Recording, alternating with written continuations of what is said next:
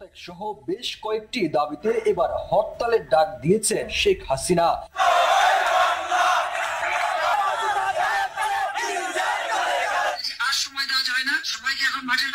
এই অনির্বাচিত অবৈধ বেআইনি অসাংবিধানিক স্বৈর শাসকের পরাজয় নিশ্চিত করা।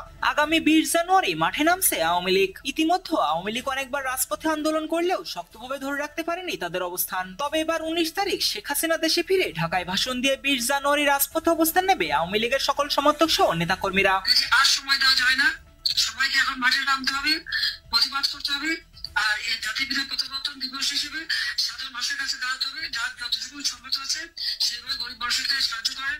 অন্যদিকে অবৈধ সরকার ইউনূসের পদত্যাগের ডাক দিয়ে ছাত্রলীগ সহ শিক্ষার্থীরা সচিবালয় ঘেরাও করেছে। ছাত্রলীগের সভাপতি সাদ্দাম হোসেন জানান, ছাত্রলীগ শেষ হয়ে যাওয়ার মতো দল নয়। ছাত্রলীগ নেতাকর্মীদের অন্যায়ভাবে গ্রেফতারের ফল খুব শীঘ্রই পাবে সমন্বয়ক উপদেষ্টারা।